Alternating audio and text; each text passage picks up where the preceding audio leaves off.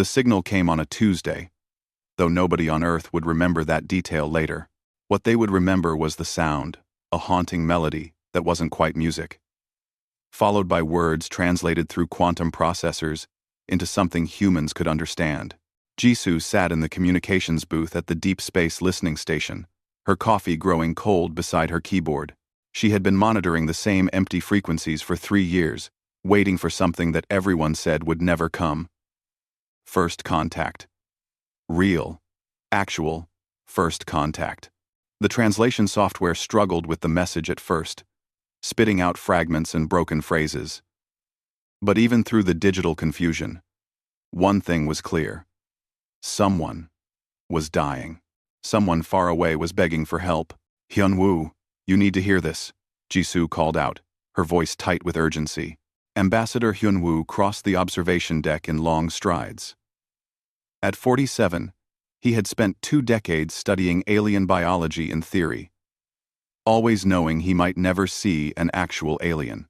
He leaned over Jisoo's shoulder, reading the translated text as it scrolled across her screen. They call themselves Velans, Jisoo explained, her fingers flying across the keyboard to clean up the translation. Their homeworld is Thessia Prime. They're under attack by something called the Makron Empire. Hyun-woo read the words again, his stomach tightening. The Velans described crystalline cities, melting under plasma fire. They spoke of children hiding in bioluminescent forests, while invaders hunted them like animals. 3 colony worlds had already fallen silent. Thessia Prime was the last stronghold, and it was failing. They eat us while we still breathe, the message said. We have no weapons that can stop them. We have never needed weapons before. Please, if anyone hears this, if anyone in the stars has mercy, help us. The message repeated on a loop, growing fainter with each cycle. Jisoo calculated the signal strength and distance. 47 light-years away. The message is almost 3 weeks old already. Hyun-woo straightened, his mind racing through possibilities and protocols. Send this to Commander Do-yoon immediately. Classification level, Omega. This goes to the Coalition Council. By morning, within 6 hours, every major government on Earth had the translation. Within 12 hours, the Coalition Council convened in emergency session. Hyun-woo stood before them, exhausted but alert, as representatives from 20 nations debated humanity's first response to an alien civilization. Commander Do-yoon, a stern woman with gray-streaked hair, spoke first. Our fastest ships would take 8 months to reach Velan space. By then, based on the signal degradation, they'll likely be extinct. So we do nothing? A Russian delegate demanded. We let the first aliens we meet die because we're too slow? What do you suggest? Do-yoon shot back. We can't teleport there. We don't have weapons that work at that distance. We're talking about an interstellar war against an enemy we know nothing about. Hyun-woo cleared his throat. Actually, we know quite a bit about the Macrons already. Based on the Velan descriptions, I've built a biological profile. He brought up holographic images. His years of xenobiology research finally finding purpose. The Macrons are described as having exoskeletons, blade limbs, and pack-hunting behavior. The Velans call them demons, but they're not. They're predators. Apex predators from a world that probably evolved large, slow prey species. And the Velans? Someone asked. Herbivores. Definitely herbivores. They said they've never needed weapons before. That tells us everything. Their world had no major predators.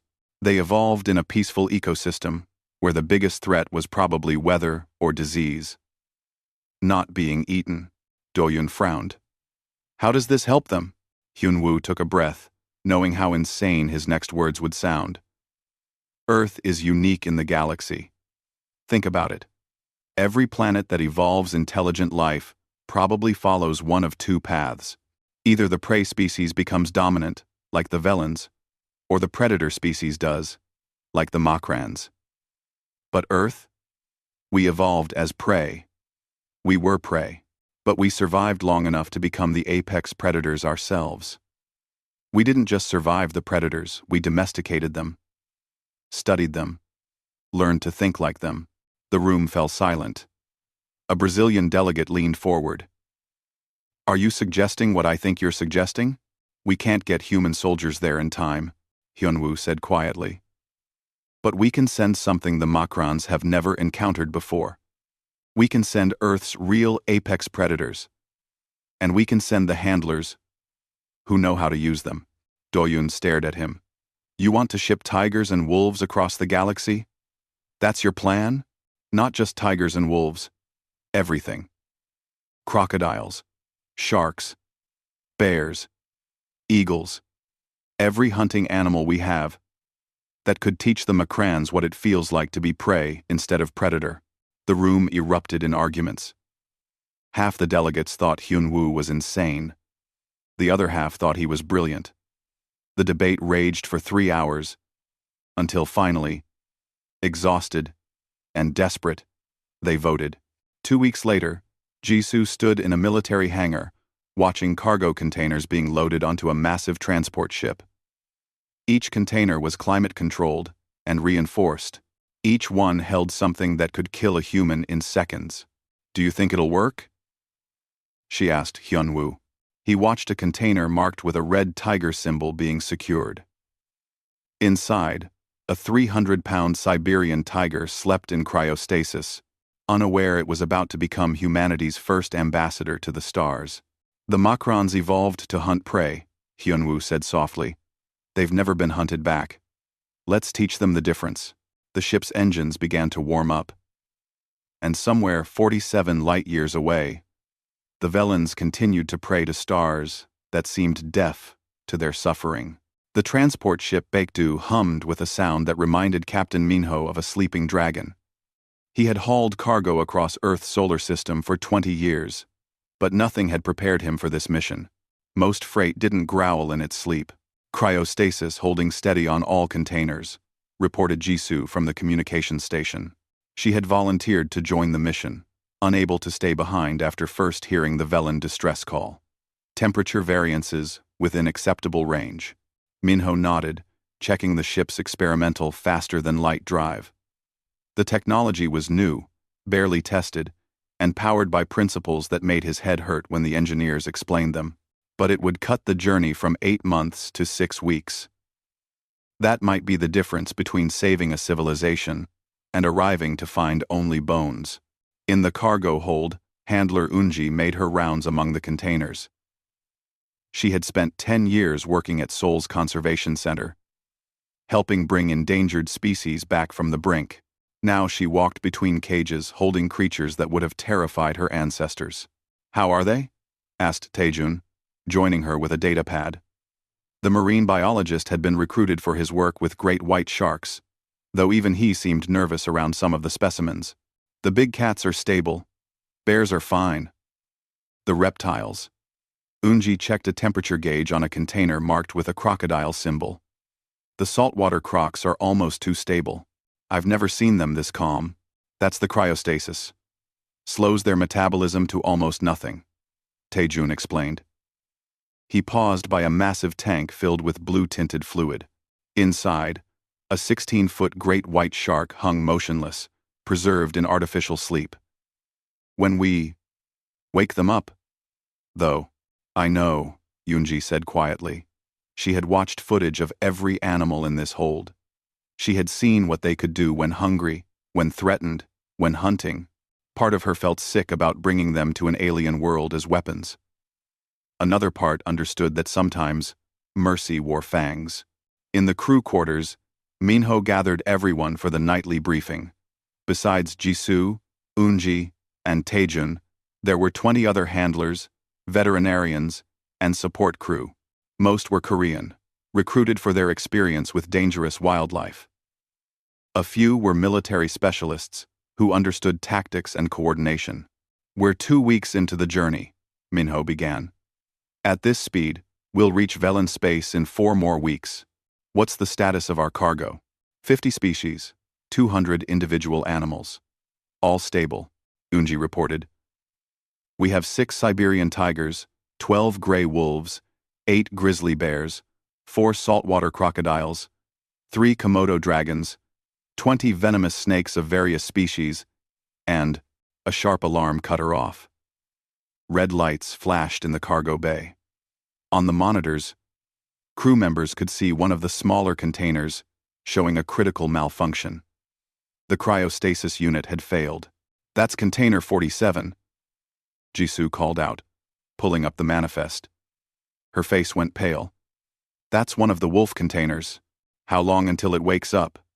Minho demanded. "It's already awake." The crew scrambled. Eunji grabbed a tranquilizer rifle, while Taejun and 3 others pulled on protective gear. They rushed to the cargo bay, moving quickly, but carefully. A mistake here could be fatal. Through the container's reinforced window, they saw movement.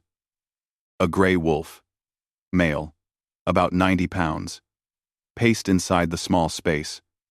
Its yellow eyes were alert, tracking every movement outside. When it saw the humans, its lips pulled back to show teeth designed to crush bone. "Beautiful," Taejun whispered, unable to help himself. "Beautiful and deadly," Eunji corrected. She raised the tranquilizer rifle, but the angle was wrong. The container door would have to be opened to get a clean shot, and opening the door meant the wolf would be loose in the ship's corridors. "We need to drive it into the emergency containment area," said handler Junho, a tall man who had worked with wild animals in Brazil before joining the project.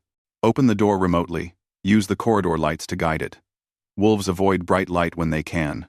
It took 30 tense minutes to execute the plan. The wolf burst from the container like liquid shadow, faster than half the crew expected. It ran down the corridor, not attacking but searching for escape. Junho and 2 others used light panels to herd it toward a reinforced room at the cargo bay's end. When the wolf was finally contained, Eunji managed to fire the tranquilizer through a gun port.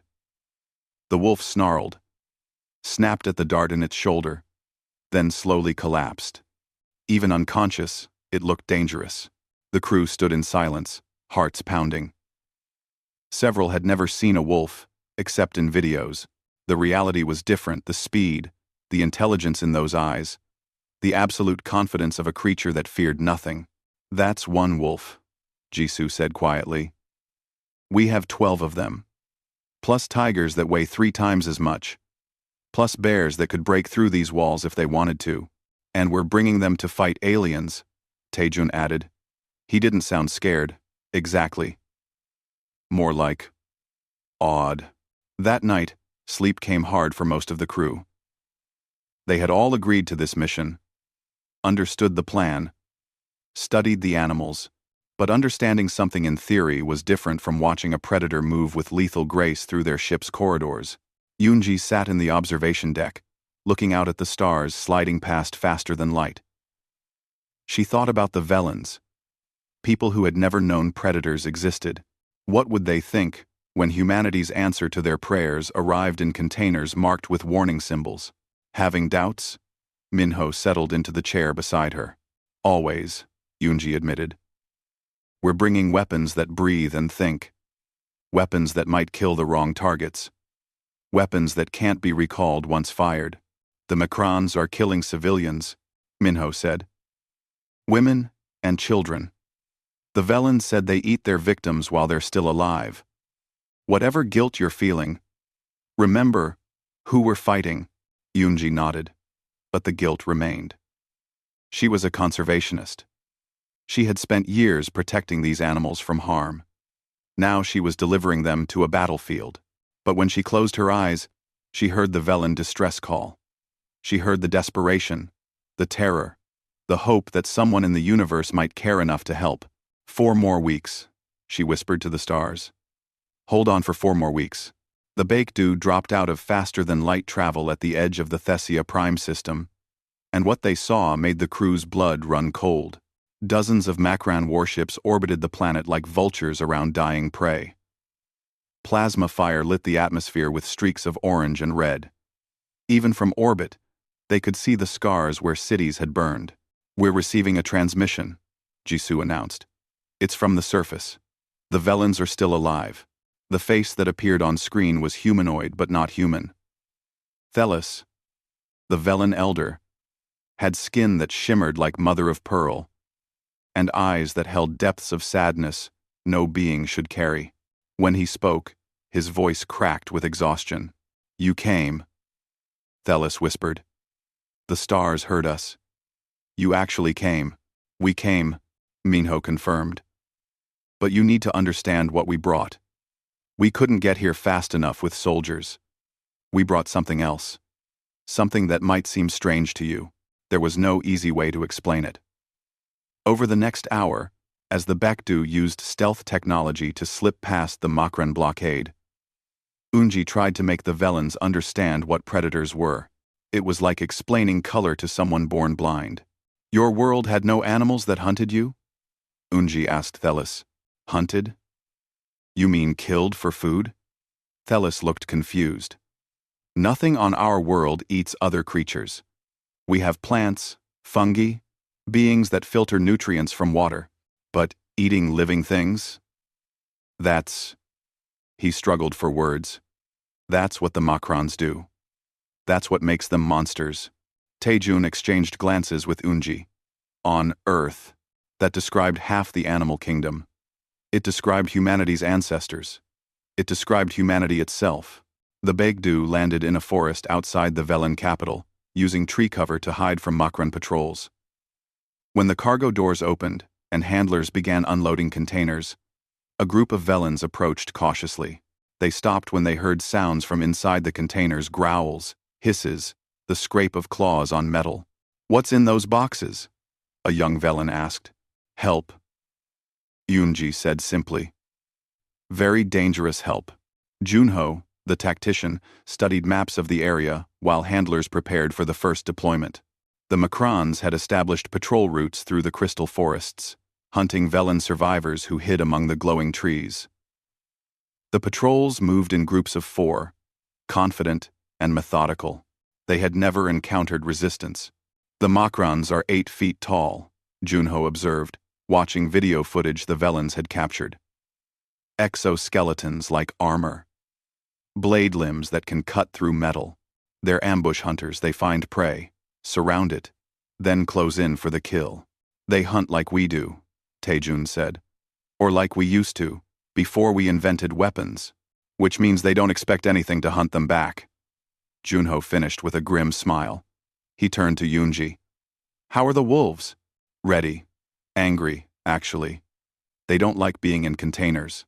That night, under 3 moons that painted the crystal forest in silver light, humanity released Earth's predators on an alien world for the first time. 6 gray wolves, led by a large male the handlers called Ghost, padded into the forest. They moved like smoke between the glowing trees, noses testing the air for unfamiliar scents. The wolves found the Makran patrol within an hour. From hidden cameras mounted on the wolves' collars, the Earth team watched as Ghost assessed the targets. The wolves had been hungry when released, fed just enough to be alert but not satisfied. They knew what to do with prey. The Makrans never saw the attack coming. One moment they were marching through the forest, scanning for Velan heat signatures. The next moment, Ghost and 2 others hit the rear guard from behind. A Makran went down, its leg tendons severed. It shrieked a sound like tearing metal before the other wolves joined in. Makrans were strong. Their exoskeletons protected vital organs, but wolves had evolved to bring down prey much larger than themselves. They went for joints, for gaps in armor, for soft tissue behind the knees and under the arms. The pack worked with terrifying coordination, each wolf knowing its role without being told. When it was over, 3 Makrans lay dead. The 4th had escaped, running in blind panic. The wolves fed briefly, then melted back into the forest, following their training to return to the handlers. In the command post, the Velans watched the footage in stunned silence. Thelis's hands trembled. "Those are your pets? The animals that live on your world?" Not pets," Yoonji said quietly. "We call them wild animals. Dangerous animals. We teach our children to fear them, and you brought them here to protect us?" "We brought them here to teach the Makrans something they've never learned." Junho pulled up tactical maps, showing Makran positions throughout the region. Tomorrow, we show them what water predators can do. The next deployment happened at dawn. A Makran battalion had set up camp near a river system, using the water to supply their forces. They thought themselves safe. The Velans couldn't swim well, and there were no aquatic threats on Thessia Prime. Taejun supervised as handlers released 3 saltwater crocodiles into the river upstream. These were old males, each over 16 feet long, each weighing more than a ton. They had been fed and prepared, trained to associate certain sounds with food. Makrans came to the river in groups, filling containers and washing off battle residue. They stood in the shallows, confident and unguarded. Then, the water exploded. A crocodile's death roll is one of nature's most effective killing techniques. The croc bites, then spins its entire body, using water resistance and its own weight to tear apart prey too large to swallow whole. Against a Makran's exoskeleton, it worked perfectly. The armor cracked, joints separated, and the Makrans, for the first time in their civilization's history, knew real terror. By the 3rd day, Makran patrols had stopped entering the crystal forests. They avoided water sources unless absolutely necessary. Their commanders tried to adapt, sending larger groups with better weapons, but they were fighting an enemy they couldn't predict or understand. Unji watched from the command post as reports came in. 6 Makrans, dead in the forests. 8 drowned in the rivers. Patrols, refusing orders. The invasion was stalling not because of military might, but because soldiers who had never known fear were learning what the word meant. Is this mercy? Thelis asked her one evening, watching footage of a Makran being taken by a tiger. Bringing death from your world? To fight death from theirs? Unji had asked herself the same question every day. Mercy isn't always gentle, she said. Sometimes mercy wears fangs and claws. Sometimes the only way to save the prey is to become the predator. The Velans were learning hard lessons about the universe. Not all species were peaceful. Not all problems had gentle solutions. And Earth, the world that had answered their prayers, was terrifying in ways they were only beginning to understand. In his command ship, the Makran leader received reports of impossible losses. His soldiers spoke of demons in the forests, monsters in the water, death that came from shadows. He didn't believe in demons, but for the first time in his military career, he considered retreat. Commander Doyun arrived 3 weeks after the Bakdu, bringing reinforcements Earth had scrambled together. Her ship, the Halasan, carried 50 more handlers and something new soldiers trained to fight alongside predators. Men and women who understood that sometimes the best weapon was one with its own mind. Status report, Doyun demanded as she strode into the Velan command center. Junho pulled up tactical displays showing the continent. Makran forces are fracturing. They've withdrawn from the forests and rivers. They're consolidating in open areas where they think they're safe. But morale is collapsing. We've intercepted communications. Soldiers are calling this world cursed. Good, Doyun said, without emotion. Let's make it worse. The new handlers brought expertise in different environments. Seo Jun, a tracker from rural Korea, who had spent his life reading animal signs, immediately understood what Junho needed. The Makrans are avoiding ambush zones. They want open ground. So we deny them that. In the mountain passes where Makrans had fortified positions, Earth deployed its largest land predators. 4 grizzly bears, each weighing over 600 pounds, were released under cover of darkness. Unlike wolves or tigers, bears didn't rely purely on stealth. They relied on overwhelming power. The first Makran outpost didn't even have time to sound an alarm. A female bear, protecting virtual territory the handlers had marked with scent, hit the fortification like a furry tank. Makran weapons fire bounced off thick fat and muscle. Claws that could tear apart logs shredded armor.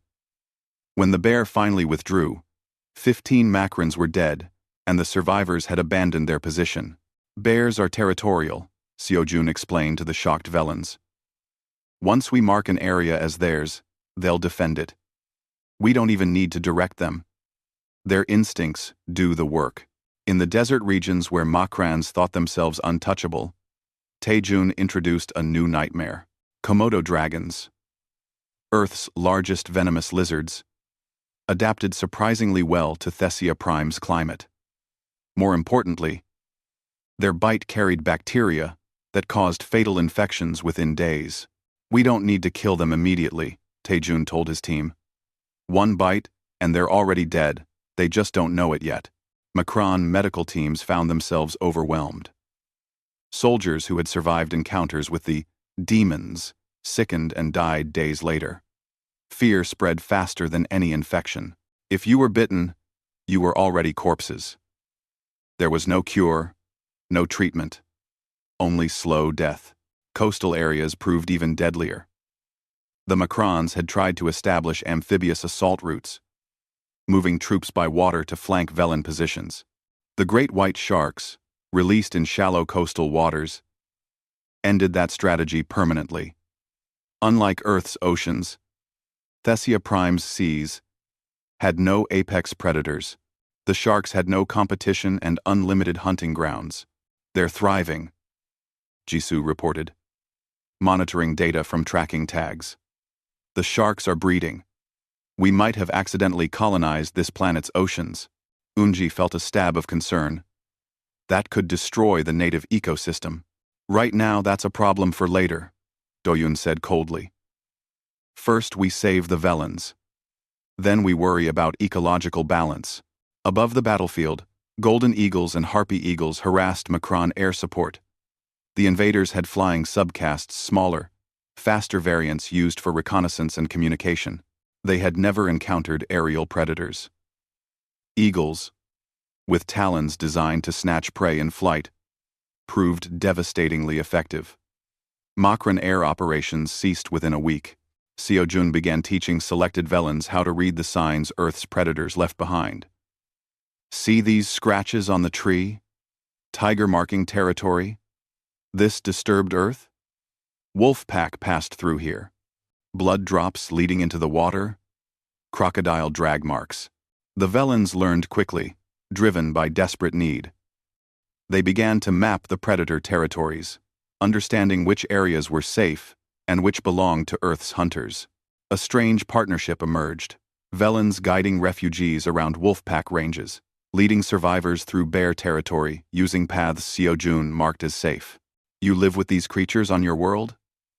Thelis asked Seojun one evening. You share your planet with bears and wolves and tigers? We do, Seojun confirmed. My grandfather's village in the mountains, we see bears every autumn when they feed before winter.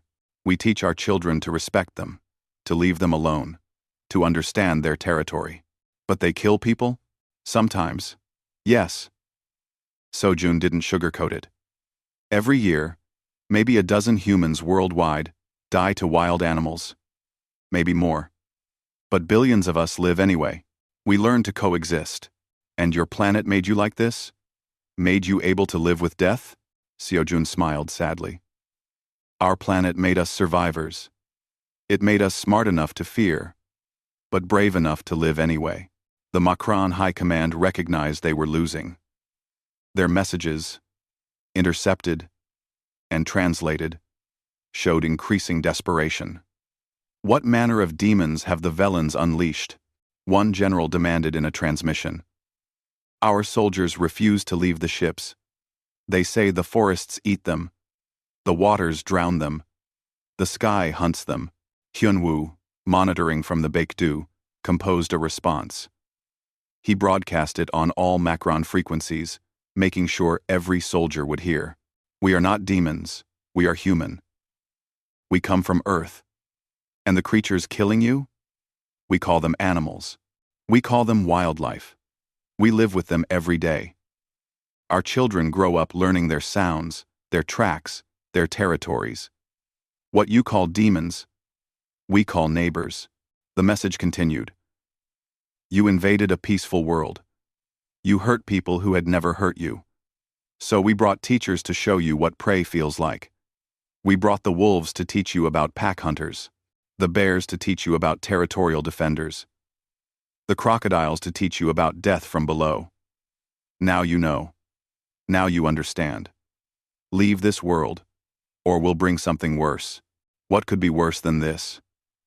A Makran commander replied, his voice breaking with stress. Us. Hyunwoo said simply. We sent the animals. The animals are mercy. If you make us come ourselves, you'll learn what real predators look like. 2 days later, the Makrans announced a massive assault on the Velen capital. Every remaining soldier, every vehicle, every weapon they had left. It would be their final attempt to salvage the invasion, win or withdraw completely.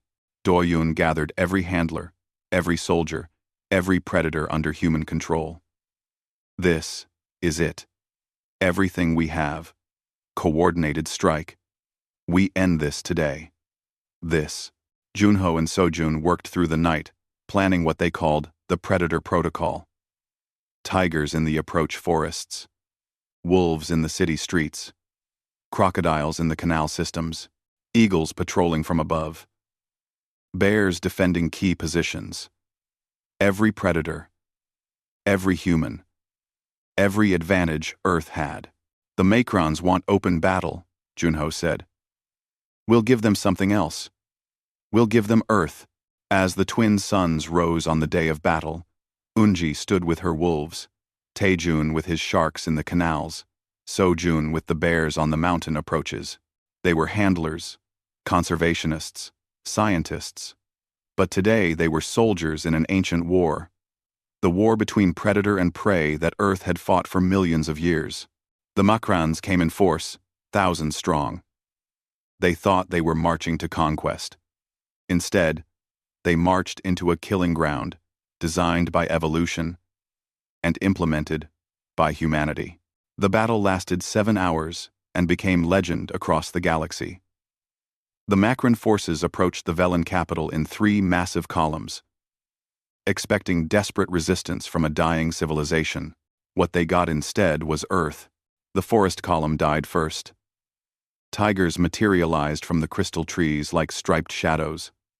Unlike human soldiers who might hesitate or miss, predators didn't miss. Every leap was calculated. Every bite was precise.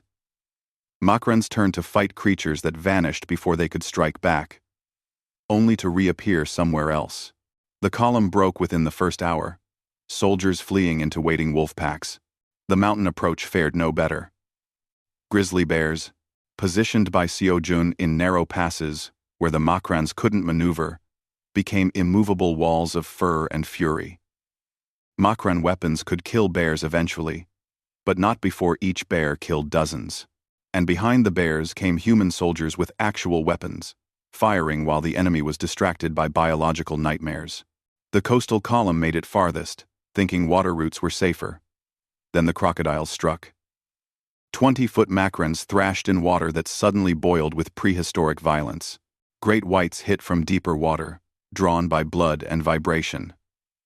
The Makrans who survived the water ran directly into waiting Velens, who, after weeks of learning from humans, had finally picked up weapons. Above it all, eagles harassed any Makran who tried to flee by air. The sky, the water, the forests, the mountains, every environment held death. By midday, the surviving Makrans retreated to their ships. By evening, those ships were breaking orbit. By midnight, the Makran Empire formally requested ceasefire negotiations. 6 months later, Thesia Prime bloomed with new life. Crystal cities rebuilt themselves with Velen patience and determination. Gardens grew over battle scars, and in special memorial parks, statues honored both Velens who died and Earth's predators who saved them. Unji stood in one such park, looking at a bronze wolf sculpture. The real wolves were nearby. 12 had survived the campaign, and the Velens had asked if some could stay. The wolves had bonded with Velen caretakers in ways that baffled everyone. Herbivores raising predators, prey protecting hunters. They're teaching our children, Thelis said, joining Yunji. The elder looked older now but peaceful. Teaching them that the universe has teeth. Teaching them to be aware, to be careful, to respect danger. Tenor 4. Tenor 4. Tenor 4. Tenor 4. Tenor 4. Are you bitter? Yunji asked. We changed your world. We brought violence to a place that had none. You brought survival, Thelis corrected gently. The Macrins taught us the universe was violent. You taught us how to exist in that universe anyway. He gestured to where Velen children played, while wolves watched from the shade. Before, we were innocent. Now, we're educated. It's a harder life. But it's life. Most of Earth's predators were being transported home, loaded onto ships with the same care they'd arrived with. Some bears, a few tigers, and half the wolves would stay as permanent residents. The Velens had built enormous preserves for them, studied them, learned to coexist with beings designed to kill, but the real change was happening light years away. The Galactic Council, a collection of 70 species that had avoided Earth until now, summoned human representatives. Hyunwoo and Commander Doyun traveled to the council station, a massive structure orbiting a neutral star. They walked into the council chamber to find it arranged like a courtroom. 70 species, representing herbivores and filter feeders and beings that photosynthesized, all of them staring at the humans, with expressions ranging from fear to fascination to outright horror. Earth, began the council speaker, a being that looked like a floating jellyfish.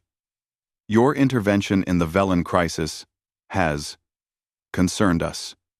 You travel with planet killers. You use deadly creatures as tools. You are predators who command other predators. We are, Hyunwoo confirmed, refusing to apologize. Your world must be hell, another delegate whispered, to produce such beings. Our world is beautiful, Doyun said sharply. It made us survivors. It made us strong. It made us able to help when the Velens needed help.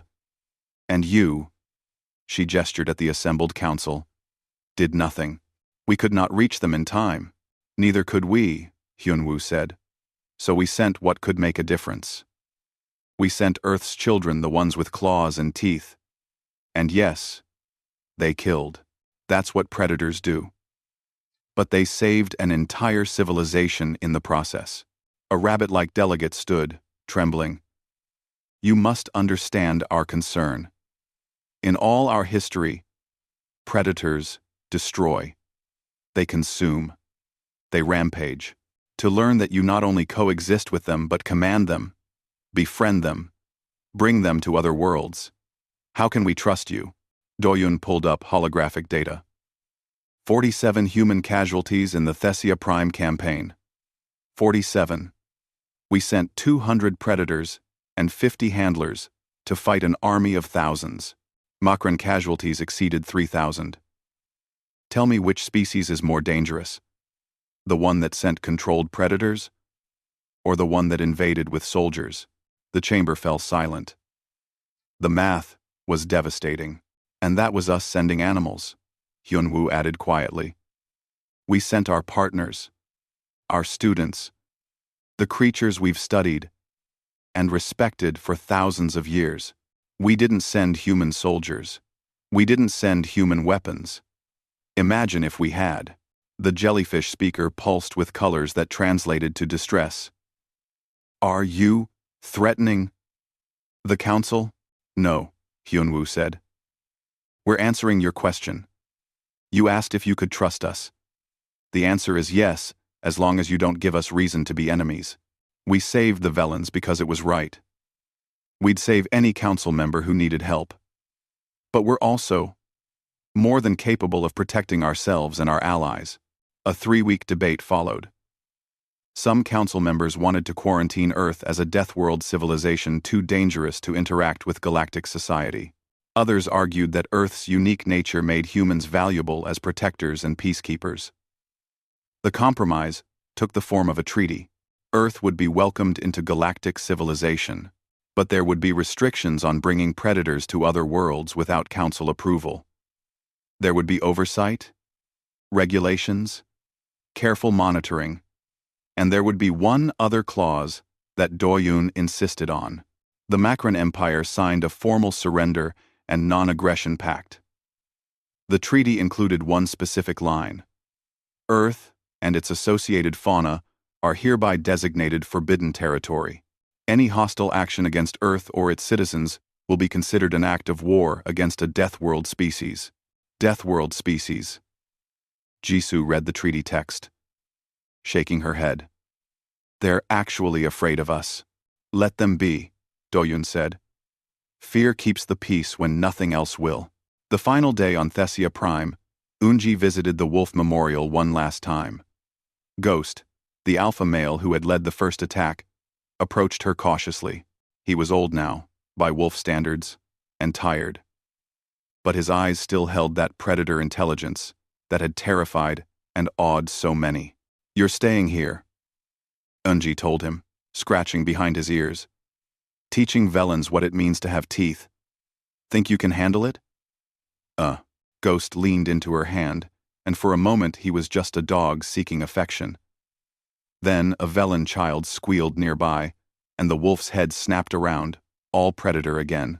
The child was fine just playing, but Ghost had checked anyway, protecting his pack, even if his pack was now alien herbivores. Aboard the Baekdu heading home, Hyun-woo recorded a final log entry. Mission accomplished. The Velans are saved. The Makrans are defeated. The galaxy knows Earth now. Knows what we are. We're the Death Worlders. The predator species. The ones who survived where others would have died. He paused, choosing his next words carefully. But they don't understand the full truth yet. Yes, we're predators. But we're also the prey that refused to die. We're the species that looked at tigers and wolves and bears and said, we can be friends. We're the ones who learned that strength and mercy aren't opposites. Sometimes, they're the same thing. The ship jumped to faster-than-light speed, carrying handlers and predators home. Behind them, Thessia Prime healed. Above them, the galaxy watched nervously, and across the stars, the message spread. The Velans had begged the stars for mercy. And Earth's beasts came, wearing fangs and claws and feathers, carrying death in their jaws and salvation in their eyes, teaching the universe that sometimes mercy wears a predator's face, and sometimes the most dangerous species is the one that learned to be kind despite being designed to kill. Earth had answered the galaxy's prayer, and the galaxy would never forget the lesson.